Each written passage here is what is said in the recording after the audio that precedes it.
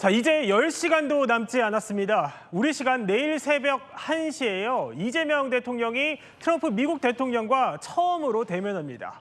예상되는 의제 그리고 우리의 전략 세 분과 함께 바로 짚어보겠습니다. 자, 이남희 기자. 그 어느 때보다 불확실성이 크다 이런 얘기가 나옵니다. 그도 그럴 게 심지어 바로 전날인 어제까지만 해도 이게 의제 디테일 조율이 좀 안 돼서 통상 국내에 머무는 비서실장까지 미국으로 날아갔어요. 정치부 기자하면서 이런 거 보신 적 있어요? 저 거의 처음이에요. 이렇게 왜냐하면 대통령 비서실장의 경우인데 대통령이 해외 순방을 갈 경우 대통령 비서실장은 주로 한국에 남아서 국내 문제에 관련해 가지고 조율을 하거든요. 네. 그런데 강훈식 비서실장까지 바로 미국에 날아갔다는 것은 그만큼 이 한미 정상회담 이슈 절박하다라는 메시지를 보여주는 것으로 보입니다. 지금 이제 한 4시가 다 돼가는데 미국 시간이 이제 새벽 3시가 다 돼가고 있고요. 약 9시간 뒤에 한미 정상회담이 열리는데요. 네. 지금은 이제 새벽 3시쯤 되는 시간이기 때문에 아마 잠에 들었다가 일어나서 막판까지 그 현지 시간으로는 25일 정오가 되는 겁니다. 그 전까지 오전까지 최종 리허설을 하면서 어떤 결과를 낼 수 있을지 연습을 하고 조율을 하는 절차를 거칠 걸로 보입니다. 자, 이렇게 3실장까지 총출동을 했는데 그러다 보니까는 이 회담 현장에서는 무슨 얘기가 쏟아질지 노심초사입니다. 전례를 보면은 어느 정도 알 수 있을 텐데요. 트럼프는요, 통상 저렇게 자기 집무실에 다른 정상을 옆에 앉혀놓고 저거를요, 생중계로 리얼리티 쇼를 하듯이 회담을 진행합니다. 저때 저렇게 우크라이나 대통령을 대놓고 면박을 주거나요. 아니면 또 남아공 대통령에게는 저렇게 가짜 뉴스를 막 보여주면서 몰아붙이기까지 했었습니다. 그래서 조금 전 이재명 대통령은요, 이런 심경을 밝혔습니다.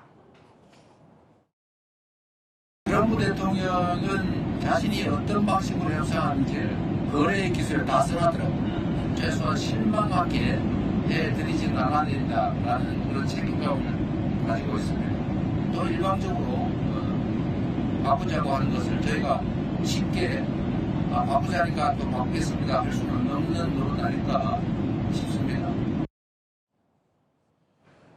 최진봉 교수님, 네. 미국으로 오면서 이제 이재명 대통령이 기자들을 대상으로 기내 간담회를 하는 겁니다. 굉장히 비장한 심경이 느껴지는데 결국에는 그러니까 기대를 다 채우기는 어렵겠지만 그래도 최소 실망은 안 하게 해드리겠다 이 얘기입니다.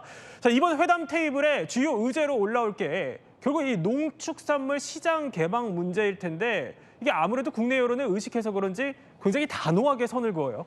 그럴 수밖에 없는 거죠. 왜냐하면 농축산물 시장 개방 대상이 민감한 사안입니다. 특히 우리 농어민들 이런 분들에게 피해가 직접 갈 수 있는 부분이고 네. 이재명 대통령이 오늘 기자회견에서 얘기했듯이 일방적으로 바꾸자고 해서 바꿀 수는 없다라는 얘기를 명확하게 했어요. 물론 우리가 100% 원하는 방향으로 협상이 끝나지 않을 수도 있겠죠. 그거는 뭐 상대방이 있는 거니까 상호 조율하는 과정에서 일정 부분 변화는 있을 수 있다고 봅니다. 다만 우리의 마지노선을 지키는 것이 목표라고 생각해요. 네. 그러니까 대통령이 오늘 기자회견에서 얘기했듯이 실망을 시켜드리진 않겠다는 명언을 명확하게 한 걸 보면 우리의 마지노선이 있을 거다. 물론 처음부터 마지노선을 얘기하진 않을 겁니다. 네. 중간 부분에서 만나서 협상이 이루어져야 되기 때문에 우리가 원하는 거 먼저 얘기할 거고요. 그리고 나서 미국 측이 원하는 거 가운데 마지노선을 찾아갈 거기 때문에 그리고 오늘 기자회견에서 그런 얘기도 했어요. 실무진에서 일정 부분 협상이 되어가고 있고 조율된 부분이 있다는 얘기를 하면서 실망시키지 않을 수 있는 범위 내에서 할 수 있다고 얘기한 것은 어느 정도의 그림은 그려져 있는 것으로 저는 개인적으로 생각을 하고요. 네. 그리고 이제 국방비 관련해서도 방위비 관련해서도 여러 가지 논란이 많은데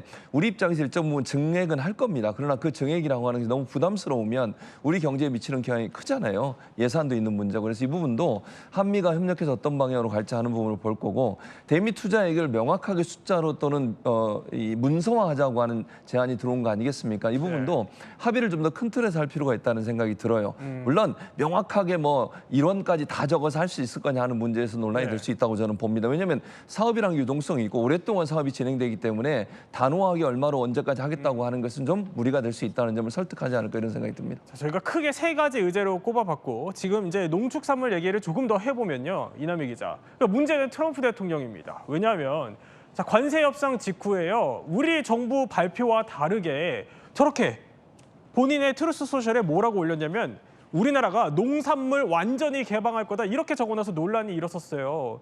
그러니까 뭐가 맞는지 판단할 서면 합의서도 당시에는 없었고, 그래서 이번에 이 대통령을 대면해서 트럼프가 그럼 또 딴소리할 수 있는 거 아닙니까? 여러 가지 가능성이 있죠. 트럼프 대통령의 예측 가능한 유일한 거는 굉장히 돌발적인 사람이라는 점이고, 그래서 아마 이렇게 만났을 때 또 어떤 행동을 보일지도 사실 관심이에요. 네. 그래서 이재명 대통령이 다양한 변수들에 대해서 어떻게 대응할 건지 지금 역할극 같은 것도 계속 연습을 했던 것으로 저희도 취재 결과 지금 들리고 있습니다. 그렇고 이 농산물 개방에 관련해서는 절대 받아들이지 않겠다라는 취지로 얘기했기 때문에, 다만 그런 의견을 바로 눈앞에서 뭔가 대립하는 구도보다는 뭐 전략적 모호성으로 가져간다던가 이런 방식으로 여러 가지 지금 대응을 고민하고 있는 걸로 보입니다. 일단 굉장히 강경한 걸로 봐서는 추가 개방 합의에는 전혀 응할 생각이 없다라는 기류라는 점 전해드리겠습니다. 자, 그런데요, 여기서 또 주목해봐야 하는 거는요, 트럼프의 자서전인 거래 기술입니다. 자, 이재명 대통령도 이거 읽어봤다면서 여기서 협상 팁을 얻었다고 합니다. 물론 저도 읽어봤는데요, 이런 내용들이 등장을 합니다. 큰 판을 그려서 처음부터 세게 나가라. 그리고 지렛대를 사용하고 방법은 또 다양하게 써야 한다. 그러면 최재봉 교수님, 네. 이번에도 트럼프가 뭐든지 좀 세게 부르고 밀어붙이지 않겠어요? 그럴 수 있죠. 근데 사실은 거래 기술에서 트럼프가 저렇게 얘기하는 건 뭐냐면 지렛대를 사용하되 최소 5가지, 6가지 정도의 방법을 동원하라고 그랬잖아요. 네. 본인도 협상을 하겠다는 개념이라고 생각해요. 협상이라고 하는 건 일방적으로 어느 한쪽이 유리하게 협상이 끝날 수는 없는 겁니다. 항상 상대방이 있기 때문에 지렛대를 활용하라고 하는 건 본인이 갖고 있는 카드를 적극적으로 활용해서 상대방의 양보를 끌어내라는 거잖아요. 우리 측도 마찬가지라는 생각이 들어요. 우리가 갖고 있는 강점들 있지 않습니까? 이런 부분들을 어떻게 잘 활용할까를 고민해야 한다고 생각을 하고요. 미국이 우리를 통해서 도움을 얻을 수 있는 부분, 또 미국이 우리와 함께 협력했을 때 미국의 경제의 성장에 도움이 될 수 있는 부분들이 무엇이냐 하는 부분. 네. 또 하나 이제 키가 되는 게 저는 비핵화 또는 남북 관계 또는 북한과 미국의 관계 이런 부분도 중요한 지렛대가 될 수 있다고 생각해요. 트럼프 입장에서는 모든 전쟁에 개입을 하면서 본인이 네. 노벨 평화상을 받고 싶다는 욕망을 적극적으로 드러내잖아요. 이런 부분도 자극을 할 수 있다는 생각이 듭니다. 그래서 큰 판을 시작하더라도 세부적인 부분에 지렛대를 활용하게 되면 큰 판에서 우리가 유리한 쪽으로 끌어올 수 있는 부분도 충분히 있을 거다. 강점을 적극적으로 활려서 미국에 도움이 되는 부분들을 설득해내면 네. 거래에서 일정 부분 우리가 유리한 쪽으로도 끌어올 수 있는 그런 기회는 있을 거라고 생각합니다. 그러니까 최진봉 교수님 설명은 지렛대를 잘 활용해야 된다 이 얘기인데, 이게 관세 협상 때요, 트럼프를 뚫었던 비장의 카드 바로 마스가 조선업 협력이었죠. 그러면 이번에 어떤 또 히든 카드를 준비했을지는 더 지켜봐야겠습니다. 의제를 하나 더 짚어보면요, 역시 안보를 빼놓을 수 없을 것 같습니다. 여기에 대해서는 이재명 대통령 이런 각오를 밝혔습니다. 위헌화에 대한 요구가 있는 건 사실이지만 또 우리 입장에서는 그렇게 쉽게 동의하기 어려운 문제라서 절연하고 살 수 있습니까? 그걸 또 그러면 절연 안 하는 걸 친중이다 라고 한다면 그런 의미의 친중이라면 해야죠. 다른 주변 국가의 관계를 단절하거나 적대화해서는 안 된다. 자, 그러니까 문희준 변호사, 미국이 이렇게 주장을 하고 있잖아요. 중국 견제를 염두에 두고 주한미군 유연화가 좀 필요하다 이랬는데, 여기에 대해서는 이재명 대통령은 쉽게 동의하기 어렵다라고 했고, 또 그리고 뭐 절연을 안 하는 거를 친중이라고 하면 친중을 하겠다는 겁니다. 종합을 하면은 미국이 이 대통령에게 만약에 반중 노선을 좀 강하게 요구를 한다면 이것 수용하기 어렵다 이런 뜻 같아요. 네, 그렇습니다. 미국이 한미 공동 성명에서요, 이 반중 문서 적시까지 요구할 거라는 관측이 나오고 있습니다. 이에 대해서 위성락 실장은요, 미국이 예전보다 중국과의 관계에 대해서 조금 더 종래보다 터프하게 요구하고 있고, 우리 측에서도 그것을 많이 다가오고 느끼고 있다라고 말을 했는데요. 네. 대통령실은 명문화된 문서로 이 반중에 대해서 남기지는 않을 전망이라고 합니다. 외교 소식통은 채널 A에 따르면 이 명확히 요구해도 문서 확약은 안 된다라고 밝힌 바 있고요. 대통령실 관계자도 반중에 대한 확답은 무리한 요구라고 밝히고 있습니다. 이 반중, 친중, 또 친미 이런 가운데서 우리가 어떤 전략을 취해야 될지는 네. 아마 우리 국익 위주로 취해야 되지 않을까 싶습니다. 트럼프가 반중에 대해서 좀 명확히 요구를 하면은 우리로서는 굉장히 난감할 수밖에 없어요. 난감할 수 있는데, 일단은 이재명 대통령도 우리의 확실한 근간은 한미 동맹이다. 이 점은 분명히 할 것으로 보여요. 네. 다만 계속 미국은 이재명 대통령은 친중 아니냐라는 의심은 갖고 있고, 그거의 하나의 근거로 이번에 그 회담을 앞두고 특사를 또 중국에 보냈잖아요. 네. 그것 봐라. 그것도 계속 중국과랑은 뭔가 좀 거리 멀리하지 못하고 계속 못 끊고 있는 거 아니냐 의심하는 기류도 있긴 있습니다. 하지만 이재명 대통령 여기서 얼마나 이제 한미 동맹을 중시하는지 그 메시지를 정확하게 표현하는 것이 관건으로 보이는데 네. 딱 잘라서 반중이라고 말하지는 않을 것 같네요. 네. 자, 그러면 이 한미 정상회담, 지금 이 열릴 한미 정상회담을 바라보는 중국의 속내는 어떨지도 한번 짚어보겠습니다.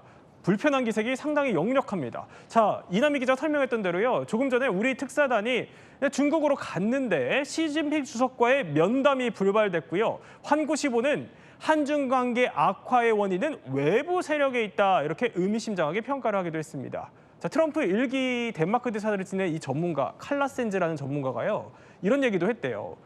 이재명 대통령 이제는 양다리 전략이 아니라 선택해야 할 때다, 이렇게 조언을 하던데 이게 우리 현실에서 가능한 얘기입니까? 저는 그게 가능하도록 설득해야 된다고 생각해요. 양측은 제가 볼 땐 이래요. 미국이든 아니면 중국이든 지금 상황에서는 압박을 하는 거예요. 자기한테 좀 더 유리하게 끌어들이기 위해서 우리나라를 저는 어떤 그 경쟁을 하고 있다고 저는 생각을 하거든요. 미국 입장도 그렇고 중국 입장도 그렇고 우리는 중요한 경제 파트너기도 하고 안보 파트너기도 합니다.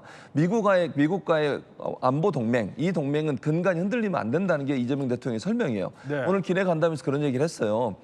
미국도 중국과 그렇게 대립하고 싸우지만 경제적으로 협력한다. 왜 우리는 안 되냐 이런 얘기를 했거든요. 저는 맞는 얘기라고 생각해요. 안보 협력은 당연히 미국과 해야 돼요. 중국과 우리는 안보 협력을 할 수 없어요. 다만 경제 협력을 우리가 하는 것을 미국이 반대한다면 미국도 그렇게 하지 않느냐를 우리는 얘기해야 된다고 저는 봅니다. 네. 미국이 경제를 뭐 단절을 했습니까? 저는 중국과 미국은 필요할 때는 협력하고 어떨 때는 또 안보적 문제나 이런 문제, 군사 문제 같은 경우는 대립을 하잖아요. 마찬가지 개념이라고 생각해요. 우리가 미국과 다르지 않는 이유는 미국과 안보 동맹을 기반으로 해서 경제적으로 필요함을 우리는 중국과는 소통하겠다라고 하는 부분을 적극적으로 홍보를 하면 미국도 어느 정도 받아들일 수 있다고 저는 생각합니다. 추가로 하나만 더 여쭤보면 만약에 트럼프 행정부가 그러니까 대만해협, 유사시 대만해협 문제에 대해서 우리 정부가 좀 더 구체적인 입장을 내놨으면 좋겠다, 이런 요구를 하면 어떻게 나와요? 그 부분도 이재명 대통령이 답변을 했어요. 기자의 질문이 나왔었고요. 이재명 대통령이 뭐라고 얘기했냐면 명확하게 그건 우리가 할 수 없다고 얘기했어요. 그러니까 이 부분은 대단히 크리티컬한 문제예요. 아주 민감한 사안이고 우리가 다른 나라의 전쟁에 개입을 하거나 함께 가는 문제는 이건 심각하게 고려를 해야 되는 부분이기 때문에 단답도 하지 않았고요. 대통령 입장은 부정적으로 봤어요. 그래서 저는 이재명 대통령이 만약 그런 요구를 한다 하더라도 다른 나라의 전쟁에 우리가 가는 문제는 심각하게 봐야 되고, 다만 우리나라의 주한 미군이 거기에 출동을 하거나 가는 문제에 대해서 우리가 그걸 어떻게 할 수는 없는 거잖아요. 네. 그러면 우리 군인이나 우리의 국민이 거기에 투입되는 부분은 국회 상의도 필요할 거고 이거는 깊이 있게 논의하며 생각할 문제이기 때문에 당장 그렇게 한다고 답변은 못할 거라고 생각합니다. 의제를 하나 더 짚어봐야 돼요. 역시 돈 얘기 빼놓을 수 없을 것 같습니다. 자, 앞서 관세 협상 때요, 우리는 3,500억 달러의 대미 투자 펀드를 하겠다, 이렇게 금액을 정했었습니다. 그래서 지금 이남희 기자, 이거 두고 여기서의 직접 투자액을 늘려라, 아니면은 투자액 자체를 더 파이를 키워서 늘려라, 이런 요구를 미국이 할 수 있어서 지금 초긴장 분위기라고요? 그러니까요. 지금 미국 조야를 좀 취재를 하고 얘기를 들어봤는데 결국은 트럼프의 지금 가장 큰 관심사도, 사업가 출신인 트럼프의 가장 큰 관심사, 바로 돈이다 라고 얘기를 들을 수 있었습니다. 결국 보면은 최태원, 뭐 이재용, 그러니까 그 우리 4대 그룹 총수까지 역대급 경제 사절단까지 파견하면서 지금 설득에 나섰는데 결국 그 미국 측 주장은 그거예요. 3,500억 달러 투자를 하더라도 대출 보증보다는 직접 투자를 늘려라. 네. 거기에다가 또 추가 투자 액수를 늘려라. 이것이 미국의 주장이라면 우리 측의 입장은 뭐냐면은 투자를 하더라도 양 국가가 서로 윈윈할 수 있는, 서로 득을 얻을 수 있는 그런 투자로 가야 된다라는 입장이어서요. 이걸 명문화시킬 건지 또 얼마나 액수를 담을 건지 이런 것들이 막판에 쟁점이 될 것으로 보이고, 결국 이게 되지 않아서 아니 회담 못 없자 이런 얘기까지 나올 정도로 그래요? 미국에서는 이것을 협상의 수단으로 지금 삼았다는 얘기도 들고 있습니다. 3,500억 중에 직접 투자액은 굉장히 작잖아요. 그러니까요. 근데 뭐 미국 측에서는 미국으로 돌아오는 돈이 90%가 될 거다 뭐 이런 얘기를 네. 앞서서 하기도 했었잖아요. 이것도 동상이몽의 해석도 나오기도 했었는데 결국 미국은 우리한테 돌아오는 돈이 더 많아야 된다 이런 주장을 하고 있는 상태입니다. 근데 거기에 지금 투자액을 더 늘릴 수 있다. 그러니까 3,500억 달러면은 최진봉 교수님, 우리 돈으로 환산하면 이거 490조 원이거든요. 맞아요.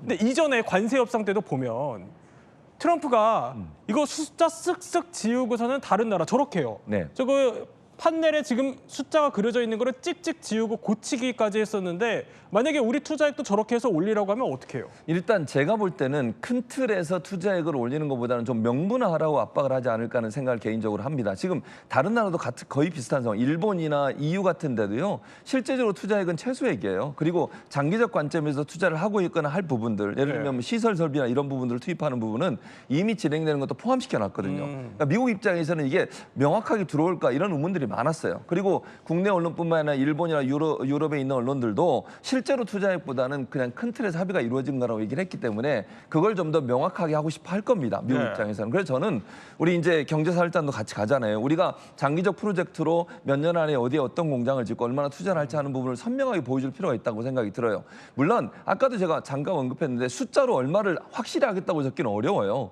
이거는 환경이 너무 많이 변하고 있기 때문에 네. 큰 틀에서 어느 정도를 우리가 할 수 있다는 범위를 얘기하고 구체적으로 계획들을 좀 선명하게 설명해 주면 트럼프 입장에서 믿음과 신뢰를 가질 수 있다고 저는 생각합니다. 이건 우리 정부도 함께 해야 되지만 경제인들이 적극적으로 얘기해 주면 트럼프 입장에서는 좀 더 신뢰를 가지고서 받아들이지 않을까 이런 생각이 듭니다. 네, 국익에 걸린 만큼 막판까지 잘 준비해야 할 것 같습니다.